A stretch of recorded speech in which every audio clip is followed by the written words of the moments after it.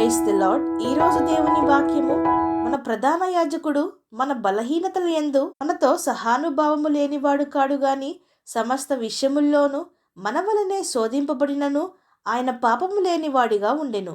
హెబ్రీలకు రాసిన పత్రిక 4వ అధ్యాయము 15వ వచనము. ప్రజలారా, మన ప్రధాన యాజకుడు యేసుక్రీస్తు. ఆయన మన కోసము బలిగా తనను తాను అర్పించుకునెను.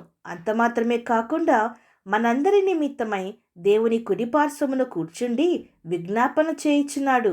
దేవునికి మనకి మధ్యవర్తి అయి ఉన్నాడు. మనము క్రీస్తు ద్వారానే తండ్రి యొద్దకు చేరుదుము. క్రీస్తు ద్వారానే ఆయన పేరటనే తండ్రిని అడుగుదుము, వేడుకొందుము, ప్రార్థించుదుము, ఆరాధించుదుము. మనకు మరొక అవకాశమును దయచేయమని, క్షమించమని ప్రభువు తండ్రి కుడిపార్శ్వమున కూర్చుండి విజ్ఞాపన చేయుచున్నాడు. ప్రజలారా, మనము శోధింపబడినప్పుడు, బాధింపబడినప్పుడు, నిందింపబడుచున్నప్పుడు దేవుణ్ణి జ్ఞాపకము చేసుకుందాం. కొందరు అనుకొందురు, దేవునికేమి తెలియను, నేను పడుచున్న ఈ బాధ, ఈ వేదన, ఈ బలహీనత ఆయనే గనుక ఉంటే వీటిని చూస్తూ ఎందుకు ఊరుకుంటూ ఉన్నాడు అని కొందరు దేవుణ్ణి ఎరుగనివారు, అవిశ్వాసులు చెప్పుదురు. అయితే మన ప్రభువు మన ప్రధాన యాజకుడు, మన బలహీనతల్లో సహానుభావము కలవాడు. అన్ని విషయముల్లో మన వలె శోధింపబడెను. చెప్పాలంటే మనకంటే ఎక్కువగా శోధింపబడెను, నిందింపబడెను, వెలివేయబడెను, తృణీకరింపబడెను, రక్తము కార్చున్నంతగా హింస పొందెను, మరణము పొందినంతగా వేదన పడెను. అయితే ఇన్ని జరిగినా, ఇన్ని భరించినా ఆయన పాపము లేని వానిగా ఉండెను. ఎంత వేదన పడినా పాపముతో పోరాడెను గాని పాపముతో, అపవాదితో, వాడి యొక్క శోధనలతో ఏకీభవించలేదు. అందుకే భక్తుడైన పౌలు విధంగా అంటున్నాడు, మీరు అలసట పడకయు మీ ప్రాణములు విసుగకయు ఉండునట్లు పాపాత్ములు తనకు వ్యతిరేకంగా చేసిన తిరస్కారమంతయు ఓర్చుకునిన ఆయనను తలంచుకునుడి.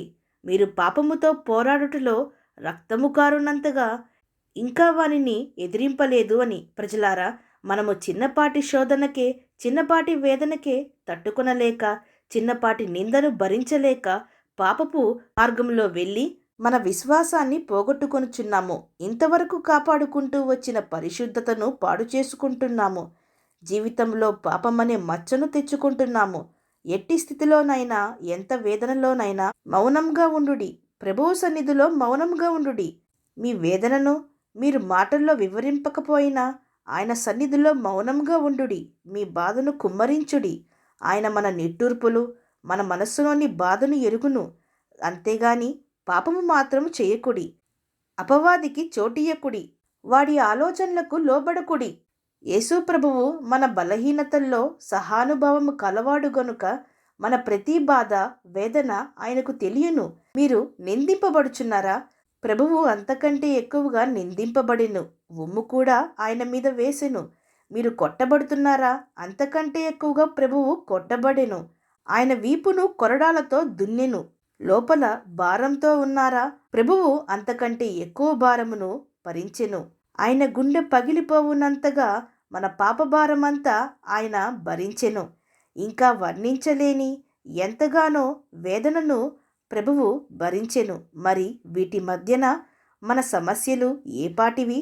అయితే ఇట్టి శ్రమలు పొందినను ఆయన పాపము లేనివాడిగా ఉండెను.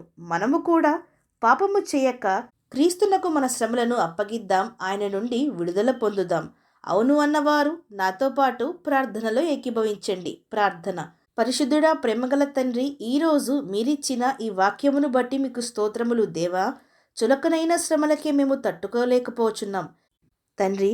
మేము చిన్నవాటికే కృంగిపోతున్నాము. త్వరగా శోధనల్లో పడిపోయి పాపానికి చోటిచ్చి నశించిపోతున్నాము దేవా. ఆ నరకయాతనతో పోల్చుకుంటే ఈ లోకంలో శ్రమలు అల్పమైనవని, మీరిచ్చే నిత్యమైన ఆనందంతో, పరలోక రాజ్యంతో పోల్చుకుంటే మా శ్రమలు శ్రమలే కావని ఎరిగి మా ప్రభువును మా ముందు పెట్టి ఆయనిచ్చే శక్తితో వచ్చే ప్రతి బలహీనతను, శ్రమను ఎదుర్కొని సాతాను క్రియలను ఓడించుటకు, పాపమును జయించుటకు మా ప్రతి ఒక్కరికి సహాయము దయచేయమని ప్రార్థిస్తూ సమస్త మహిమాగంతులు మీకే చెల్లిస్తూ ప్రభువైన యేసుక్రీస్తు నామం పేరట అడిగి వేడుకొంచున్నాం ప్రియ పరలోకపు తండ్రి. ఆమేన్.